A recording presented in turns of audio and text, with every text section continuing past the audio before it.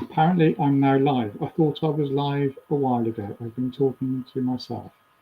Anyway, here I am live, and you're probably wondering what on earth is going on. I have got a little green screen I'm playing with, and it's not, yeah, it could be doing a bit wider. It doesn't quite fit. My son has a great big black and green screen. So if you want to join in on the chats, to let me know, or let you join in. Also got sparkly eyes and all sorts of things going on here, and I'm very fuzzy in things, which is to do with the green screen setting, I think. I'm just going to play with that a moment because of fade. Change the fade, and my fade in and out, you see. So I'm not as real as you think I am. I'm kind of a bit of a ghost. It seems better, really. I don't know what I've done. I mean, having used the fade once, it now seems to be a bit fuzzy. And I can't quite get it back to where it was before. It's very hard to slide the slider and make it actually work. I might just go back to none and pull this thing down out of the way. I've got to go unclip it. Hang on. This is very unprofessional.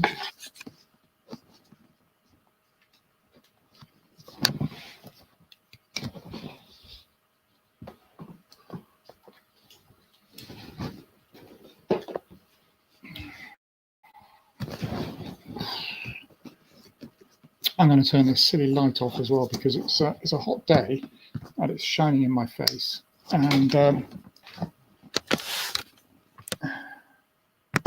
anyway, no green screen anymore. This is the green screen. Came in a kit, an influencer kit, which you can buy at Lidl or Aldi or somewhere, 20 quid. But the green screen's very small, so anyway. If anyone,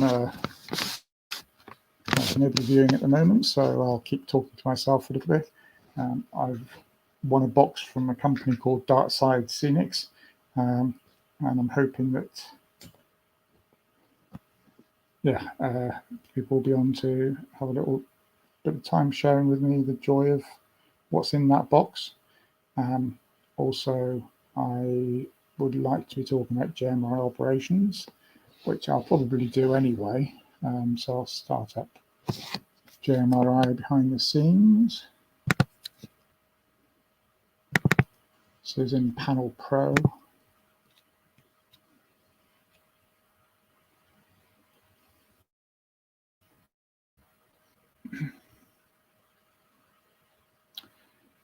I wanted to give an update as to where I've been with things. I'm going to send an invite out, actually. I usually do that to people.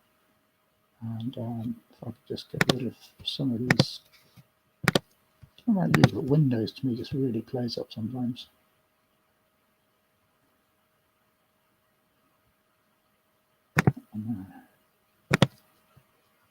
Right. Just with an invite out to a few people.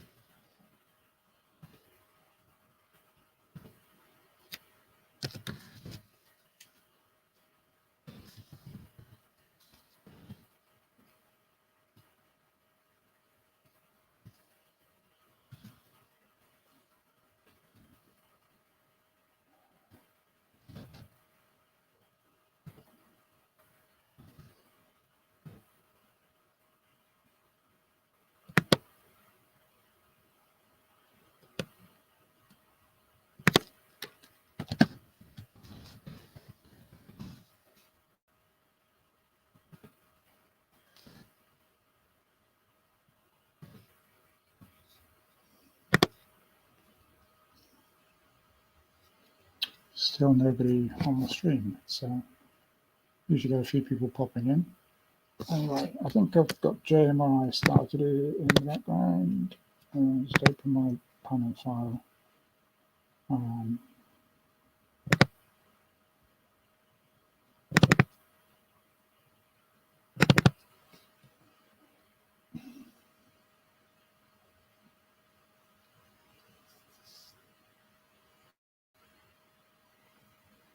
it's possible I missed people and they were waiting for it and it didn't happen, and they were probably thinking, but I'm sure I clicked the go live button, and then it seemed to have another go live button which I hadn't noticed, and I was chatting away to myself. And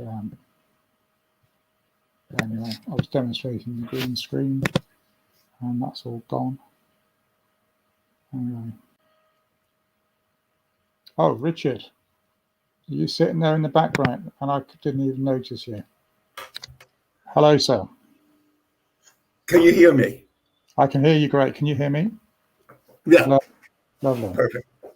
I don't know if you caught what happened just now. I was just explaining what had gone wrong at the start of the live stream. I clicked the live stream. I'm sure I clicked the live stream button, and then I'm talking away, and then I find out that I'm not live at all. And there's the live button staring at me in the top right. I'm sure I clicked it. It's like, and then it says, "You sure you want to go live?" And I'm like, "For God's sake, yes, of course I want to go live. I just thought I was live." Anyway. Okay. Yeah. Roy's on as well. I can't see him. Sorry, mate. I got to click you to let you join in. That's all right. Yeah, you just missed all the fun. I had a green screen up behind me. I heard what you were saying. Actually, yeah, you did. Okay, it's just that you couldn't see me or hear me, I suppose. No, but my wife bought me this influencer kit, so I've got a green screen, you see, and I had it up behind me, but it was, even though I pinned it as square as I could behind me, it was still a bit of an angle either side. So there's bits of the picture and bits of the room. You know, it just wasn't ideal. It's not a very large screen. It doesn't help. Well, I mean, it's a 20 quid thing from Aldi or Lidl or whatever. Right. And there's a little light, but my son's nicked the proper light, so I was trying to use a different light. When you say what is it, John? Yeah. What is it? What is it? The green screen? What is it? It's a bit of cloth. Yeah, but what are you for? Well, you can use it to change the background on your behind me. It will, okay. Yeah. I mean, if I turn it on now, I'll just do a little. Yeah, I know what you mean. It's where they use in films. You can. Yeah. So if this is behind me, can you see that? Yeah. Yeah. I'll be right back. See, I actually live in a really posh big house with lots of nice stuff. And you can look out the window at your veranda and all your land. Yeah. But I mean, I have an idea for using it with the model railway, but the issue is that being green, I'm not quite sure how well some of the green scenics would come out. Blue. Usually they're blue. Well, you can get different colors. The original color is green, but you can get different colors, and it's it depends on what you're trying to use as well. Because obviously, if you've got green stuff in the picture, it gets swapped out if it's a similar green. I mean, in theory, it should only do the exact green, but it's not terribly accurate, I'm afraid, with these cheaper bits of software and things. But no. I've just a quick question, more than anything, nothing to do with railways or anything. I've just tried to run my sea cleaner. I don't know if you use it, Piriform sea cleaner. I don't know. Cleaner. No, okay. No, I don't play with those. I just went on to check. I mean, it's been free for God knows how many years. They do quite a lot of different things. But I just went on and, it said, I went on to check for updates, which I usually do. And it says, you've got to pay now. Sub that. So I just wondered if you used anything else and if you knew of any alternative. But that's okay. I don't. I mean, I've used AVG for a long time. Right. But and then F-Secure because we're with Virgin, that type of thing. But, I tend to just use the standard Windows system now. It seems to be pretty robust. It is good. It's pretty good now. And are you on nights then, John, at the moment, or are you 4 days off? I work 9 till 7 is my normal hours now. Oh right. But I work 4 days on, 4 days off repeatedly like that. Oh, that's good. By the time it rolls around to 7 o'clock, you must be exhausted. I am. I'm absolutely dropping. the first day I'm dropping a bit, the second day I'm dropping even more, the third day, by the end of the fourth day, You're ready for the break, yeah. This Sunday, it was 4:00 in the afternoon, and I was thinking my feet cannot take any more of this. I mean, if I'm a youngster, it's one thing, but if I think it's getting easier week on week. So do you do a lot of walking around then? Do you? Well, it's interesting. They have quite compact kind of hubs, but I've been managing 2 hubs. Oh, so, right. And then as soon as I've done those, I'm going off to help other people. And that's quite a lot of walking around. But it's not. Oh, okay. It's not. I'm not covering the distance I used to cover. So you'd think my feet would be feeling better before it, but I think it's just the fact that I'm on my feet all day. Yeah. You get your rest periods. It's an hour total rest period, but it's still a long trip. So you've got to plan your holidays now to have the 4 days in between your break days. Yeah, I used to work a lot with the brick industries, and they used to do the 4 on 4 off 12-hour days. And they used to plan their holiday to take 4 days in between the 2 break periods, and then another 4 days. So they were off for like nearly 2 months when they had their holiday. Yeah. If I take 4 days off, I get 12 out. And that's right. If I took the next 4 days off, it multiplies quite nicely. So it does. It's very, very good. Yeah. I must check out what's happening with Christmas, because I would like to have Christmas off. But obviously I've got to get the request in soon. I don't know about that. I mean, you're the new guy, so you'll draw the short straw, I'm sure. Probably. Yeah, anyway. There's probably enough people who don't mind working though. There's a lot of the young lads who joined at the same time with me. They're keen to be doing overtime, and they're quite happy to be in all 48 hours a day, if necessary. And then you get the other end of the spectrum, the much older guys who just want to get away from the grandkids and the hassle, Yeah. Swap us around to that view. It's a bit easier. That's a different view. Yeah. Nice to have you on board, guys. One of the things I advertise myself as doing in this stream, which I really must get around to now, and just to say we are live on YouTube, just for your information, in case you're thinking this is just a Zoom call. It isn't. It's a live stream. Right. Using StreamYard. There's only the 3 of us in at the moment, at the moment. But let see what happens. A couple of things, anyway, that I just want to clarify with. I mean, I'll probably be speaking with Richard later, but Can you get that? Sorry. Go on. Just want to remind Richard to send me the code over for the Arduino IR stuff. I thought I had already. I'll send it over again. No problem. I won't get a chance to look at it probably till the weekend anyway, but just to have a look at it. So it's on my desktop. It's on my desktop someplace. Okay. I'm not sure which ones I have. Like you guys, I have 2 screens, and I'm not right. Sure. And my browser's up hiding 1 screen for the moment. Okay, not to worry. Later on. Then. Okay, right. What I have here is a box which arrived in the week, and I mentioned it that this is my prize from Dartside Scenics. I've entered their little draw on their YouTube channel. Just put a comment in the comment section. I'm just going to cut this open and see what they've actually sent me. I kind of know roughly from the pictures and from the video, but I want to take this opportunity to share what they've sent. And it's in a nice Dr. Martin's there. I haven't heard of Dr. Martin's for a while. Gosh. Right, in a nice box. I don't usually do box openings, and I haven't got a camera which points at it. So anyway, it's all very nicely well wrapped. What is that? It looks like a bunch of paper. It's a load of paper. If I hold it like this and I start removing it, you can start to see what's in it. We have a little pot. Now, what's in this? These are tree armatures. Oh, right. With a little base. Okay. So for building trees? For making trees, yeah. Oh, right. Yeah, fir trees, by accident. Yeah. So I've got a pot of those. Around about 20 in there or something. So there's nothing in the actual paper themselves then? The paper's not contained? No, this is just packing. just packing, yeah. Right, okay.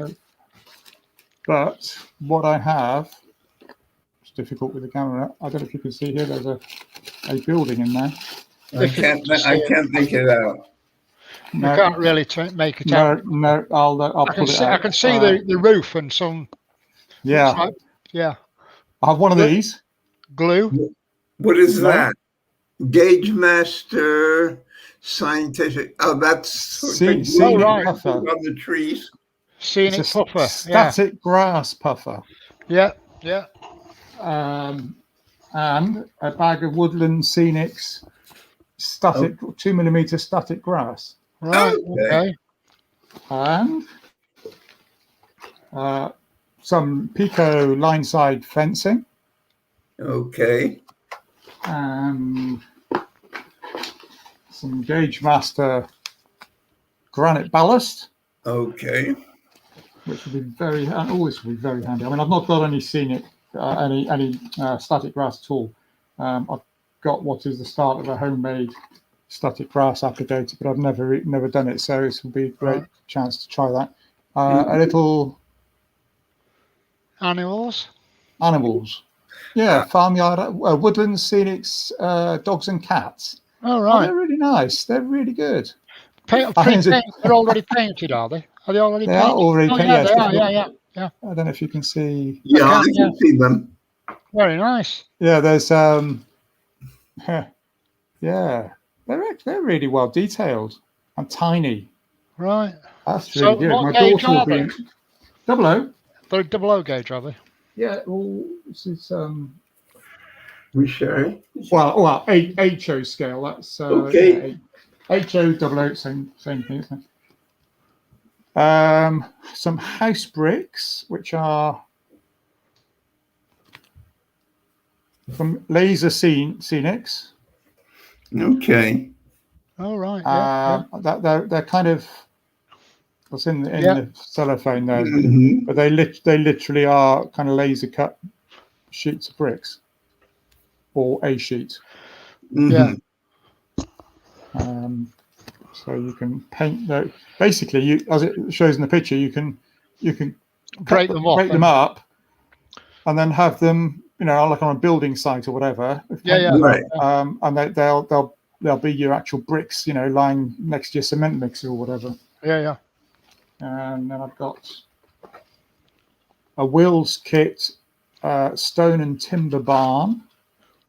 Okay. Oh, right. Yeah. Wills are quite good, aren't they? No, it is they're much better than McCarthy. That'll keep you busy for a while. Yeah. It looks like you've got quite a bit of stuff there, John. It's a couple of girders for your bridge sides, which would be very useful. Yeah.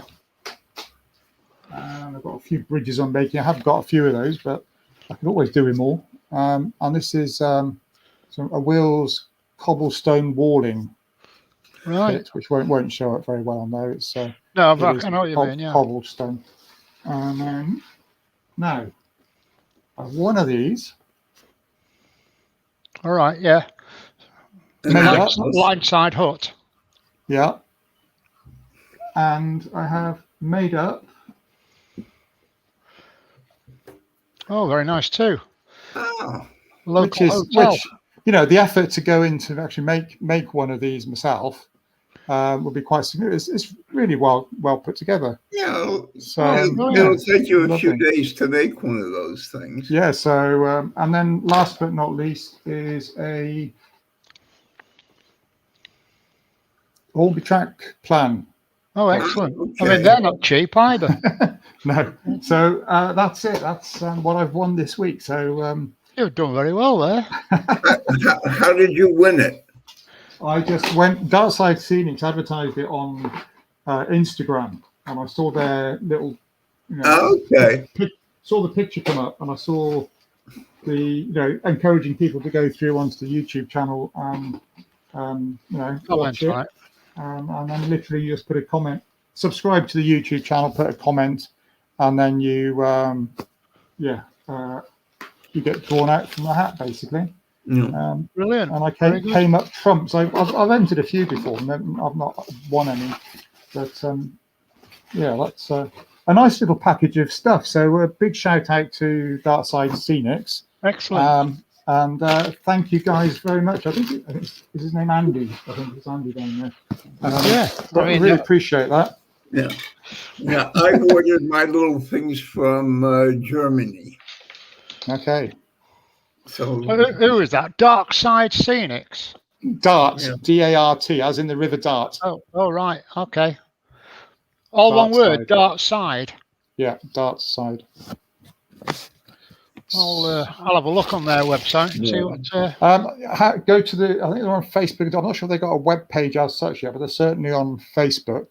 Right. I'll have a look anyway. Yeah. I'm not doing any scenics though. Not on my own stuff. But it might be useful for the club.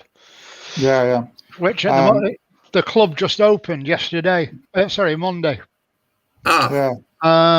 Good. That's nice. Good. Yeah. So we're now arranging.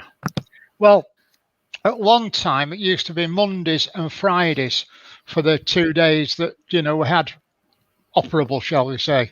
Right. During the pandemic, for the last few months, we've been operating the rule of 6.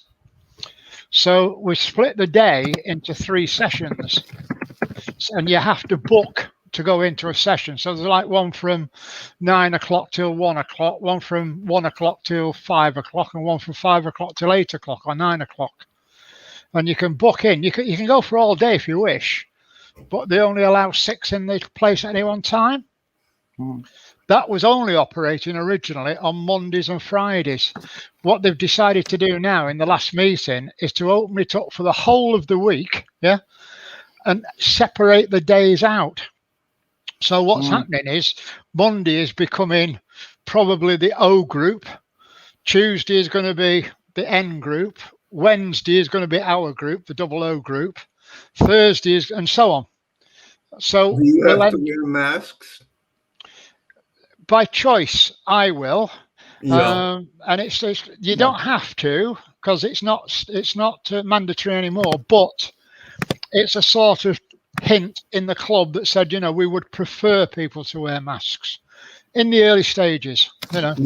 But I've said that I won't go down for a period of time yet anyway, because I don't feel happy enough to go down. So consequently, what they're saying is that, and to be honest, I think the way that things going over here at the moment with the number of infections that are, more infections getting, I think we're going to end up going into another lockdown. The way things are looking, people are not being responsible. Seems to be happening here too. I don't think the people are not being responsible enough for it. When you look at what happened the other night, I mean, 1 minute after midnight, there was 2,000 people outside of, I don't know, was it a nightclub or something? Not one of them wearing a mask, crazy. Yeah. I think after the football stroke tennis as well, when you saw some of the things that was happening with the football and tennis, there was very, very few that were taking any sort of precautions at all, So, what seems to be happening here is that you have a QR code, and in order to get into shopping centers, restaurants, or whatever, they're going to be asking for your QR code. Well, that's something similar to over here. The biggest problem at the moment, we've got this, what now is proving to be an awkward track and trace thing. And this effectively, it's pinging everybody. Yeah. You only have to be in close proximity to somebody for 2 or 3 minutes, and it pings you. And it's hitting a lot of businesses and the NHS. There's a lot of people.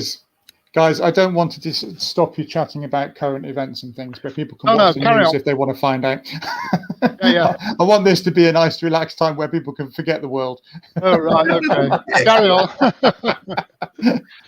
Well, in that case, thank you again. I have gotten, John, I consider myself sufficiently advanced in SML not to have to worry about it. So I've moved on to something else.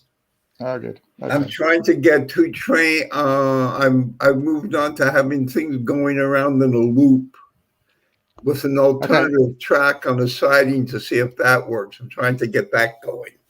Yeah, I just want to say we had Daniel pop in and he's just disappearing. So cheers, Dan. I hope you're okay. Nice of you to join us.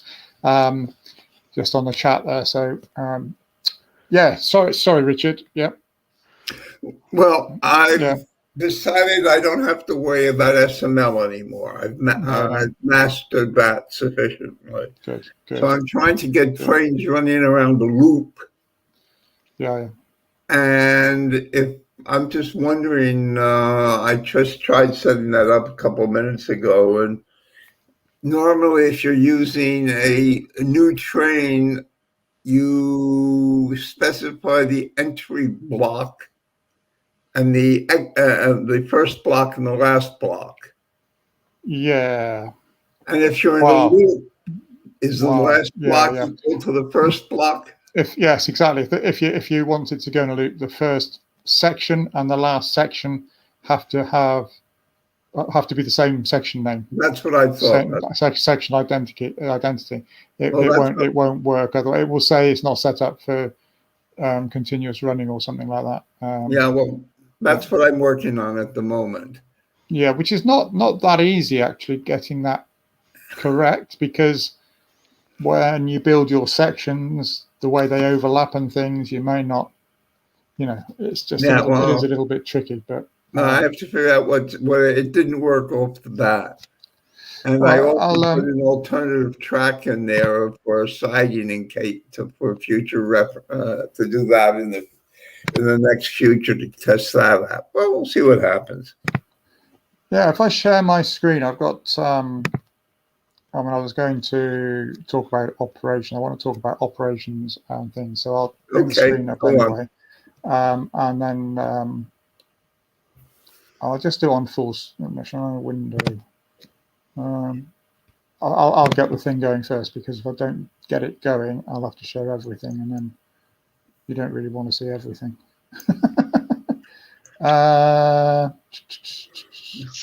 There are all sorts of questions on the forum. People are questioning which version of Java do I use. There's just been an update. Well, I've been looking at that. Yeah, that's a bit of an involved discussion. And I think the forum's probably the best place to ask that. In theory, you should just be able to use the most up-to-date recent one, which is 1.8 something. Right. For the whole. That's the Oracle Java, and some people's Java is Oracle. Right. But there seems to be a fork in the thing, and there's another version of Java floating around. Well, might be people talking JavaScript, but JavaScript isn't Java.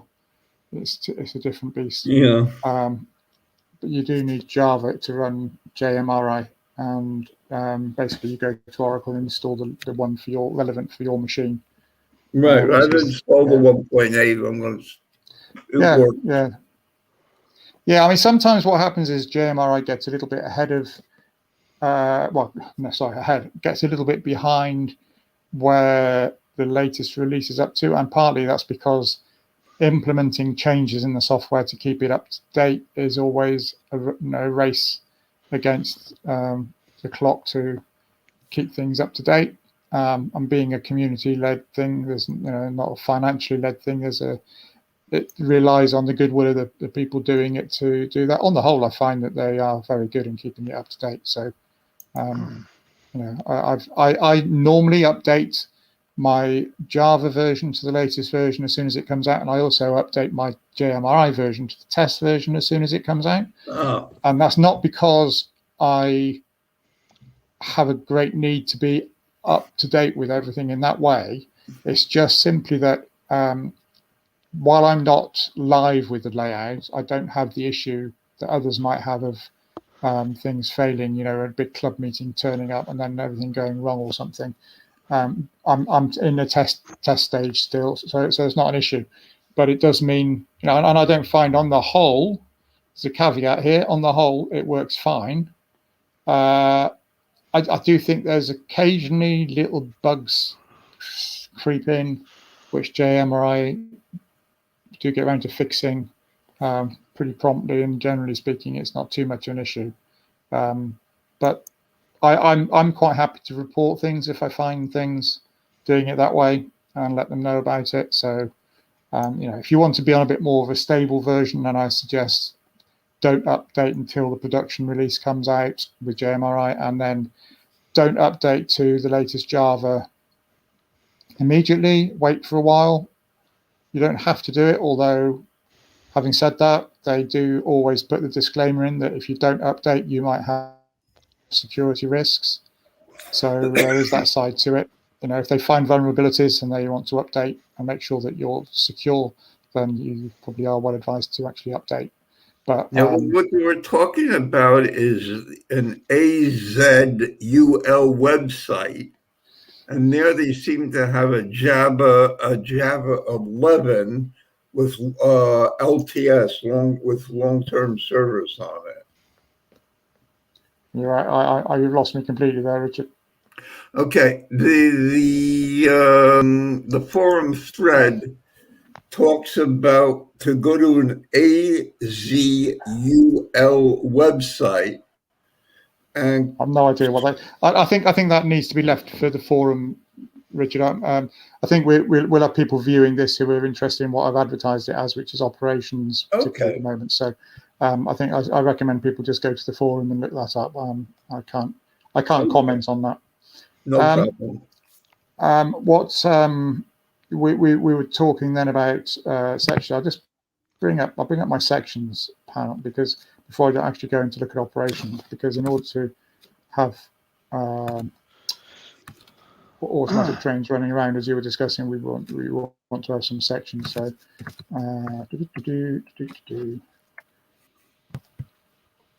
hopefully you can see that.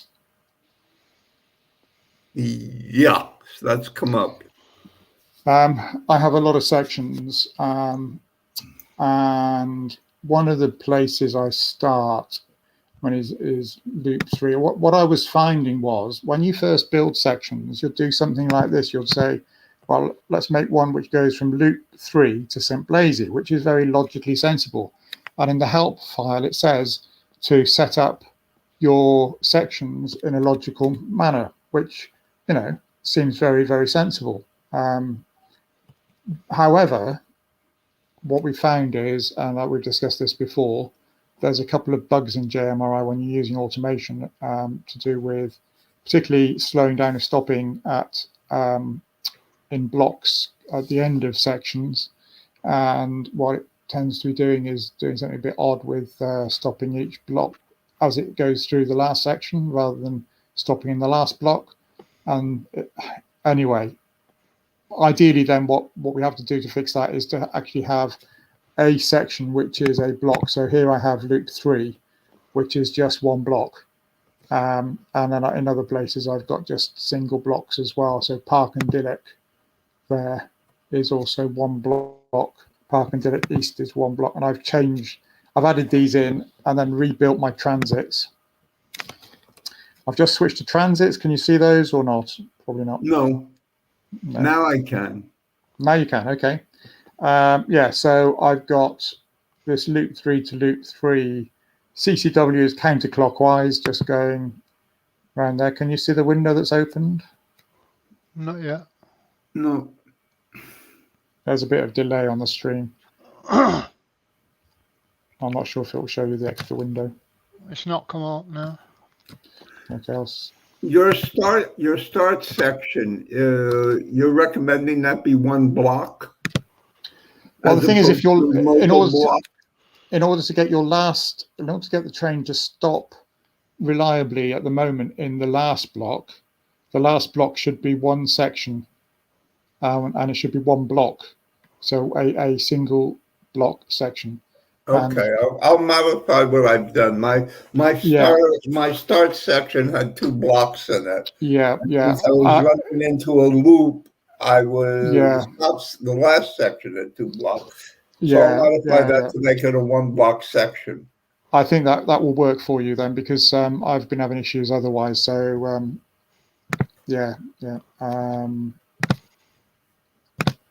I'll just go to the panel now. Now we've kind of cracked that in a way. Now, it's in one of the things I've found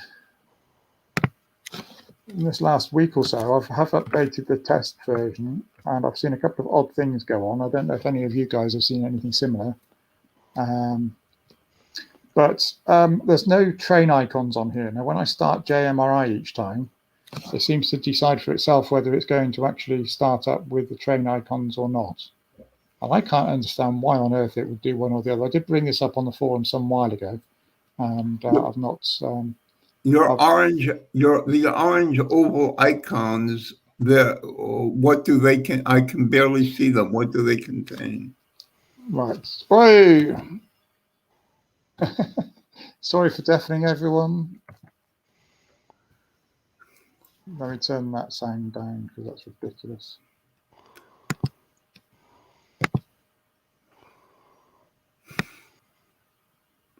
Okay, can you still hear me?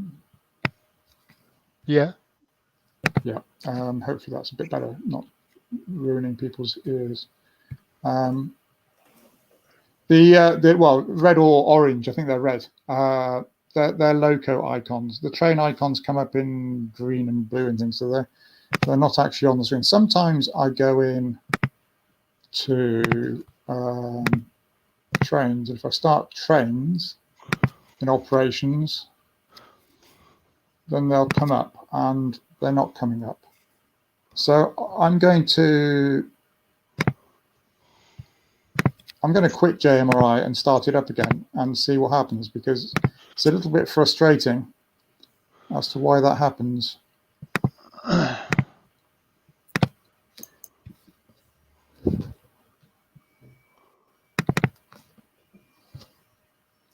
I think it might be talking about Java and stuff. I think it's, I don't know if you heard a couple of weeks ago, there was a news announcement about the Oracle Microsoft legal wrangle that's been going on for decades. Apparently they've quit on having a truce. So they're back in the courts or whatever the heck they're doing, arguing to and fro about who's in the wrong about certain bits of software. I mean, what this means is if you're trying to use Java and you're trying to use Windows and there's something going wrong between the two, then you can bet your bottom dollar it's because they're not in agreement about what should happen, which is annoying. Because, why would things... I'm not surprised. Why would things work 1 minute and not work the next minute? I mean, it really is quite crackers. I mean, I know JMRI is community developed and stuff, but I don't want to blame that for the type of issues that I see sometimes, because I know full well, without updating JMRI at all, but having done a Windows update or having done a Java update, I will see things flip to a different way of working somehow, and it won't quite do what you thought it should do. And then a little bit later, it will correct itself. And it's been the same with my audio stuff. In the last couple of weeks, I've had Windows updates, and my audio is just messed up. Trying to get Bluetooth working all the time, just I have to uninstall and reinstall devices and that kind of thing. It's just frustrating. I used to be responsible for operations for Electrolux in France, computer operations. And the philosophy of somebody who's in computer operations is the computers would run much better, development didn't exist, and users didn't exist. Yeah. I know. Well, I've just restarted JMRI, and it's not showing my train icons. Sometimes they come up immediately. I mean, I had the case the other day where the train icons came up underneath the loco icons.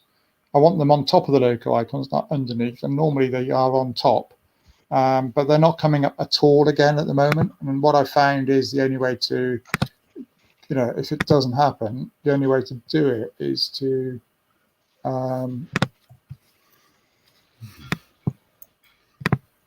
well, sometimes go into your trains and rebuild them. I'll show you that process, because if it does happen to anybody out there, they could do this. It's a bit frustrating. I mean, you might be thinking, well, I might not use icons and I might not use this, that, and the other, and therefore, why would I be bothered about it? But, well, if you do want to use it, and you want it to work, and this is a way around it. Okay, so if I can find out where's the button to share.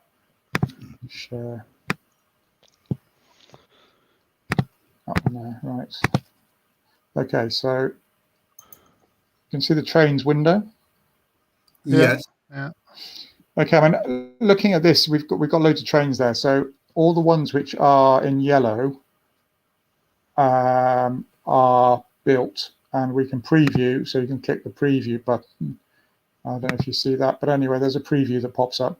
What this means is, I mean, these icons should be on the screen. They should be working, but they're not. So what I'm just going to do is, if at the bottom there's a checkbox for show all. If I uncheck that, are you seeing all yellow now? Yeah. Okay, so that shows me all my built trains. So down the right-hand side, I think the default action is now reset. So literally, I can click down these icons on the buttons to reset them on the right-hand side, and that will reset all those trains. Now, all that's doing is meaning I've got to build them again in a moment, but we'll do that as an exercise. Right, those are all my trains reset. So I'm now just going to. Where does the trains come from? Operations? These are from operations, yeah. Okay, yeah. In fact, you can just, if I can see it, because there's a button in the way, you can just click build down the bottom, and that will do the same job. That will build all of them. So if I go back, if I share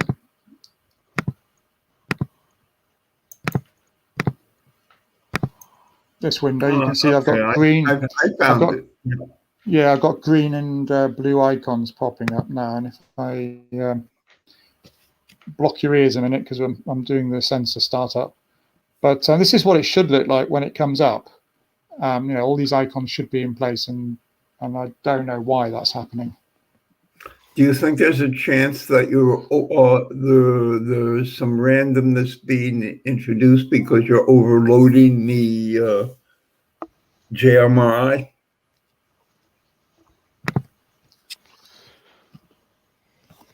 Oh, that's my signal box back in action. I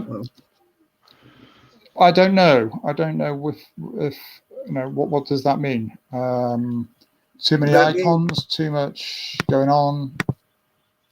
Maybe. Yeah, but there's just too many things in sometimes while it's when you're pushing the limit of some software, sometimes it does some weird things.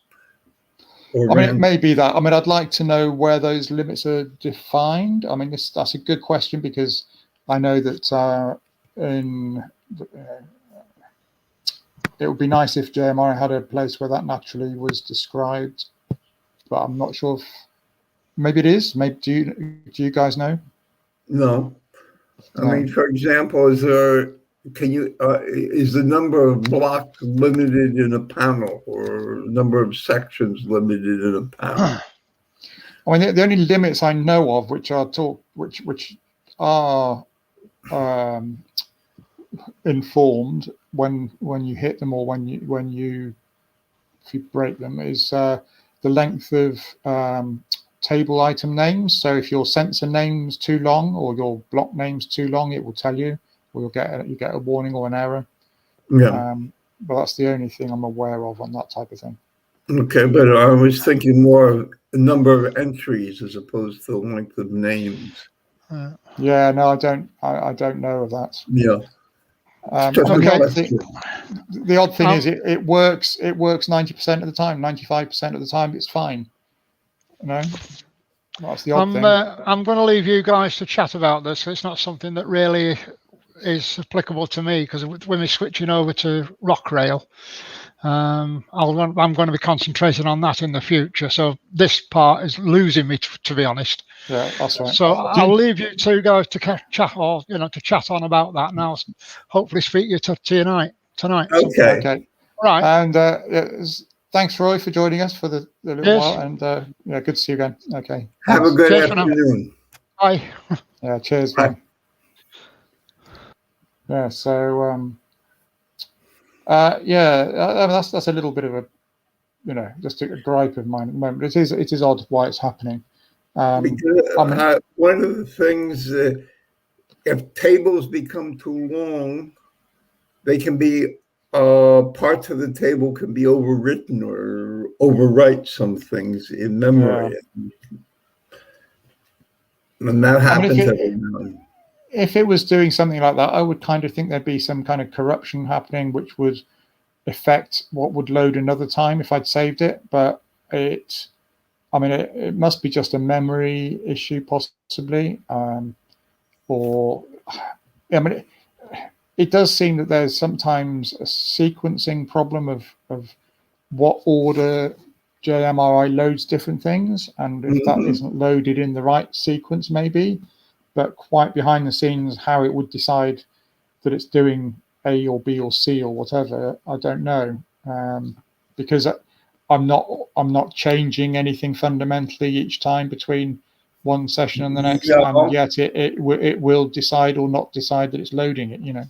But you're assuming that if, say, take ABC, can you make the assumption that ABC is forcibly sequential, as opposed to saying it launches A, then before A is finished, it can launch B and then launch C? And that would depend on the computer.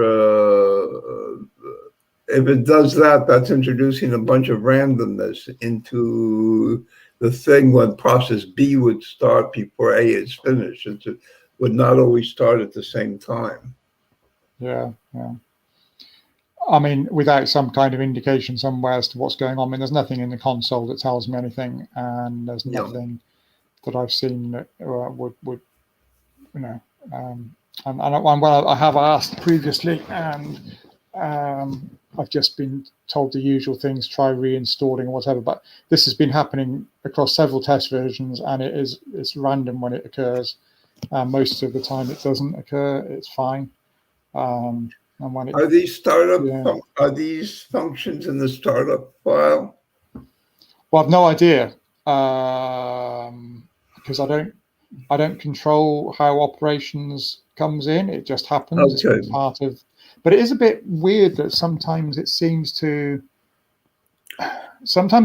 pull in your operations file before you've opened your panel file. And that's maybe it opens those in a random order somehow. I mean, I don't know. It's the randomness that's bothering me, because normally computer operations are sequential. When you start overlapping computer operations, you can get random problems, which are a bitch to try and solve. The only way I'm going to solve them is sequentialize them and see what happens. I'm at a point, because this has happened to me more regularly than recently. So, more recently, what am I saying? It's happened more recently. Okay. That's and it's so my frustration level on it has gone up.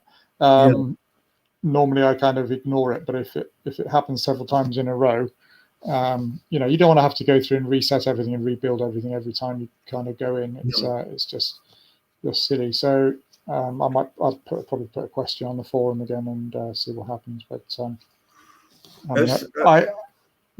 try and put the question on the forum in terms of sequelizing things to get one thing finished or something before the next thing starts. Yeah, it does need a pretty technical kind of response, I think.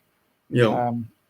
Yeah, and the level of randomness of this is odd, with the icons one time appearing underneath the other icons. I mean, almost with a layering kind of issue going on, and the next time they're not there, and the next time they are there. I mean, that's just... There's a randomness that I just think, ask the question in that way, see if you can force a sequelization of the things. Yeah. I mean, otherwise, I mean, operations is great. What I wanted to encourage on my live stream particularly is a sharing of the actual what operations can do for you, because in terms of wagon movements and loco movements, there's I think people might be interested in know the recent developments they've been doing. There was, because you can have locos in operations which get automatically called on to be added to a train based on the horsepower requirement of the train. What do you mean? You said Mayday, or I didn't follow that word, Mayday. Sorry, I'm not sure what I said now. I'll have to rewind it. What I'm saying is that when you build trains, they will look around for locomotives, engines to attach. Okay. And in operations, and if there's an available couple of engines which have got the right horsepower, then those will be added to your train if that's what you require.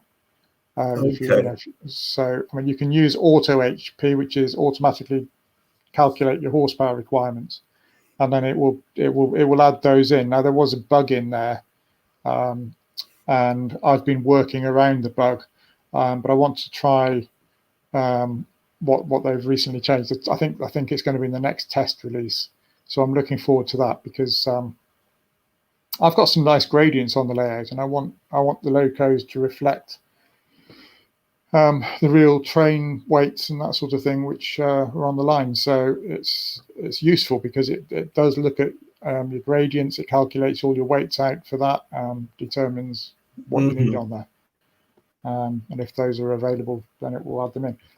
It's quite fun sometimes though if you've not specified things as clearly as you need, because you can end up with some interesting combinations of motive power.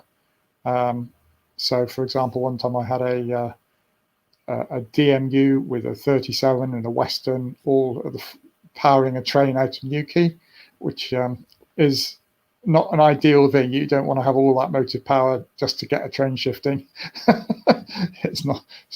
I think some director would have said no. That's a no. But you can tweak things. And that's part of the fun of it. So I hope to go into more detail in future streams about how you go into operations and set up those sorts of things. And I think next time I'll have had a play with the horsepower settings and do a little bit of a demo on what that can do. Operations is one of those areas that we're not used to that much in the UK, because we tend not to have layouts which are that large, or if they are quite big, they tend to be for running round and round with a fiddle yard, which is basically hidden sidings with loops to store trains. People don't focus much on wagon movement, but I'm noticing more online. People are starting to do that and starting to want to see better wagon movements. And JMRI certainly has the tools in there for doing some very interesting things. I mean, the Americans have been using this for a while, so it lets you do quite interesting stuff with adding a caboose onto the end of your train, that's another place where there was a little bug which didn't add things in properly occasionally.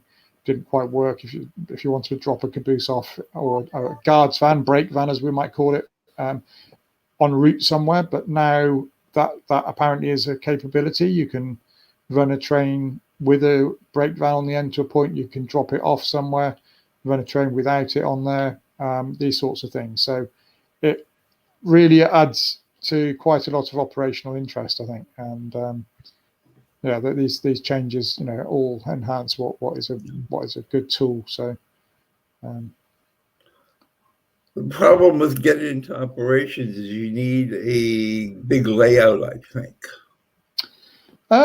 Yeah, I'd be interested to hear from anyone who's got experience of using it with a smaller layout. And in theory, you could do it with a small layout still.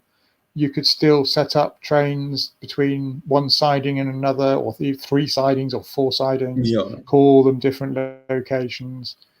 Even define, different rakes of trains, different types of things, and you could then, get the system to generate your list of movements, a little bit like your Inglenet puzzle, but you're getting JMRI to provide to do the sorting of the cards effectively. That's kind of small. Agreed. Yeah, and I don't think there's a limit really to going small with it, which kind of does kind of. Well, you're going to have to define a certain number of locations. Well, you have to define your locations. And so that implies a certain size.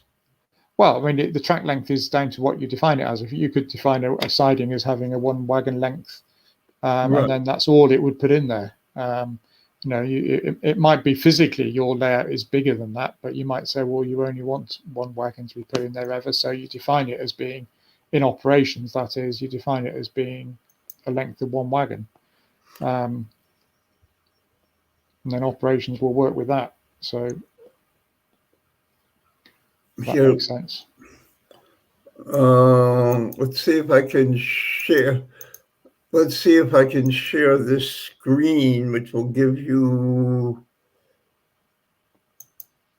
an idea of what I'm working with here. That'll do. Reduce it. How do I share it? How do I share a screen around here? Share screen. Yeah, back from the mic a bit, Richard, please.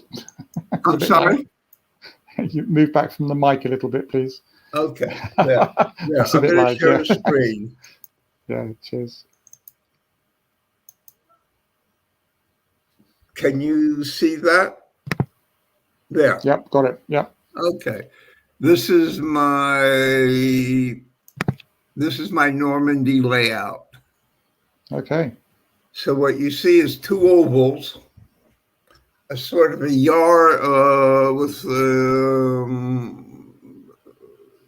the crossover here at the bottom, a sort of a yard, sort of a station area at the top, and a bunch of yards.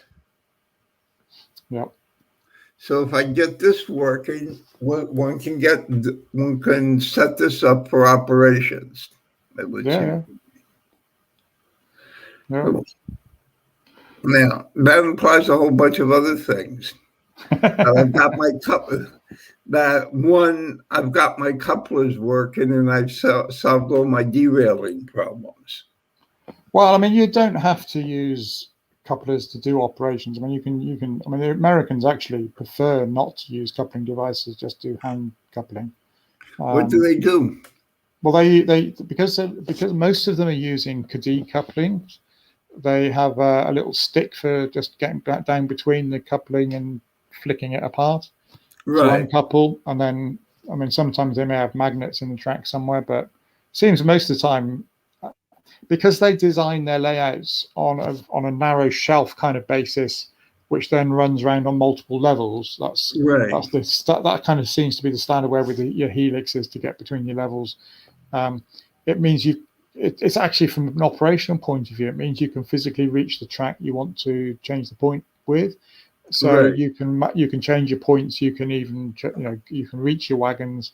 It's actually it's got a lot of sense in that respect, and it's a way of doing things. But from operations, you can go in and uncouple by hand, you know.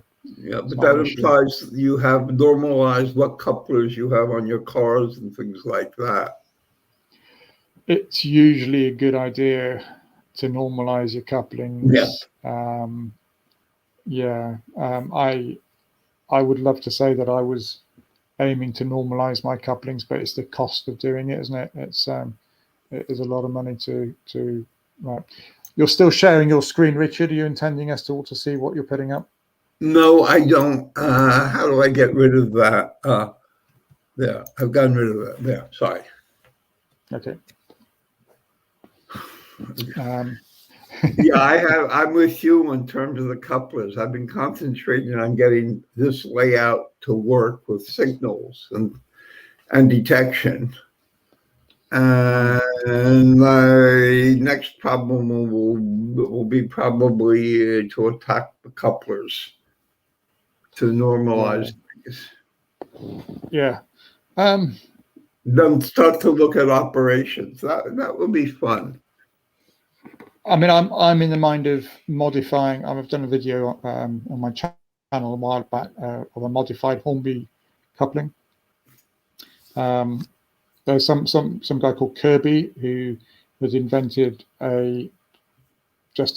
basically it's a staple or bit of wire wrapped around your down part of your hook, which a magnet can be attracted to, and then you put a magnet in the track, and that will allow you to have magnetic uncoupling.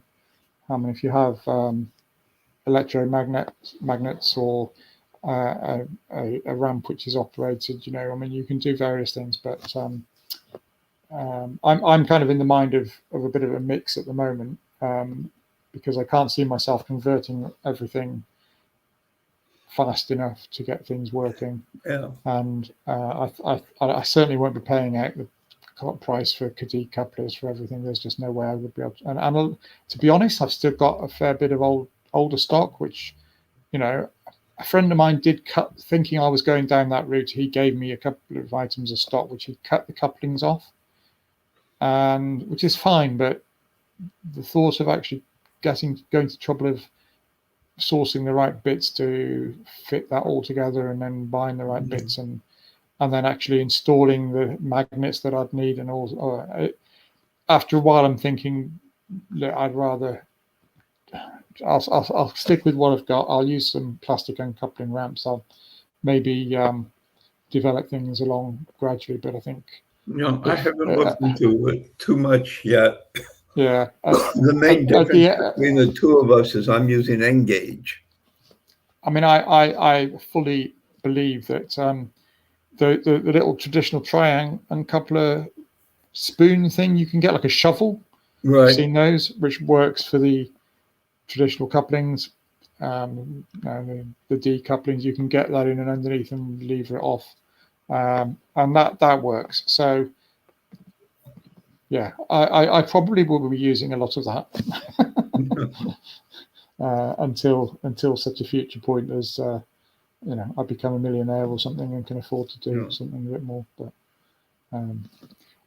yeah, if the channel takes off and people start sending me money, then maybe I'll use some of that to invest in some standard couplings. But yeah, I haven't figured out yet. I have to figure out what standard, more or less, what the Engage standards are, and then go from there. Yeah, Engage must be even more interesting.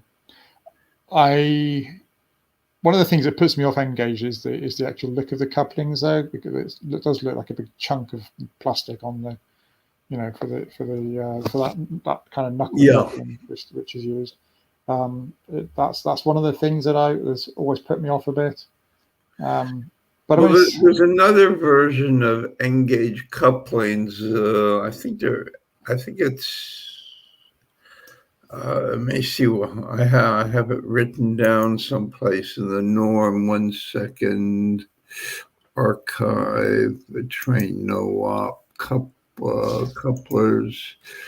It's the N356. Right.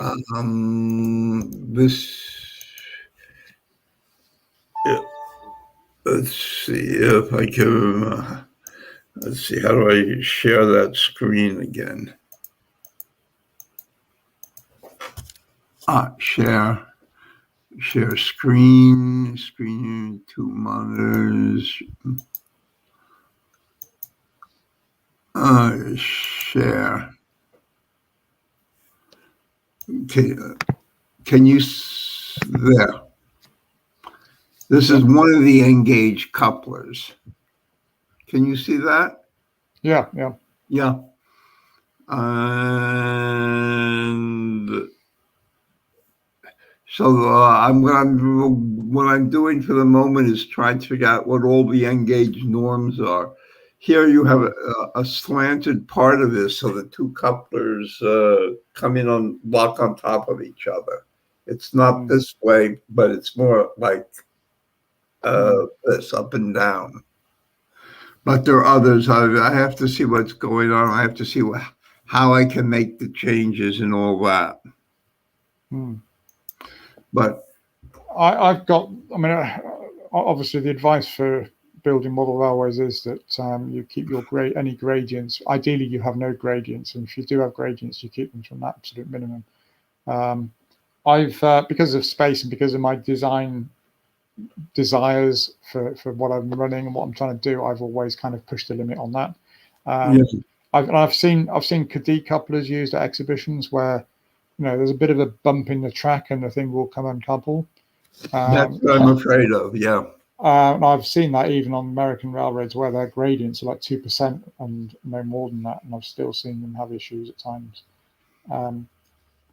Maybe it's because, you know, you do have to get them set up accurately, and if you do that, maybe it's fine. But I can just, I just understand this issue. If you've got two couplers which are supposed to be lined up like this, and you get one wagon doing this and the other doing this, then there's not a lot of tolerance there before they will come apart. Whereas if you've got a metal bar with a hook over the top of it, you can kind of be doing this and they won't uncouple. So I'm not altogether taken by Cadet, even if because of my use of gradients and stuff. Having said all that, the traditional form of coupling is not ideal either, because I know that, you know, my locos, for example, probably won't have the actual dropper hook on because that can get in the way at times on corners, cause derailments on longer engines. So you end up taking it off there. So you only have one hook, and having one hook does mean that, you know, you've got more potential for it uncoupling and that type of thing. So there's no ideal solution at the moment. Nobody's come up with a perfect coupling system. If they had done, I would have standardized, I think. Yeah. Well, now that you got me off of SML, I can start thinking about other things. Good. Well, we've been on here for an hour and 8 minutes, I think, Richard. So we've got nobody in the wings watching. So we're back on again later, aren't we? So I just for our Zoom call. So appreciate you being on here to enjoy the fun of opening up the box of stuff. And we've had a couple of visitors. I know I saw the numbers go up a couple of times in between. So it's not been very busy this afternoon. But with the weather being so lovely, I'm surprised anyone's indoors watching this sort of thing. But it's better indoors, a bit cooler than it is outdoors, maybe. But yeah, well, it's cooler here with 1 meter thick stone walls. I'm a bit cooler inside than outside. And I'm waiting till next week anxiously, with a great deal of anticipation. Not anxiously, but nicely, because we're going to have a storm. And we're going to have storms as all of next week, starting Saturday. Right. Yeah. I hope it's nothing as bad as what happened in the rest of Europe. Please God, you know, that was horrible, wasn't it? No. That was. There was a lack of communication between the weather people and the mayors in the towns, and it suffered greatly in Germany and in Austria.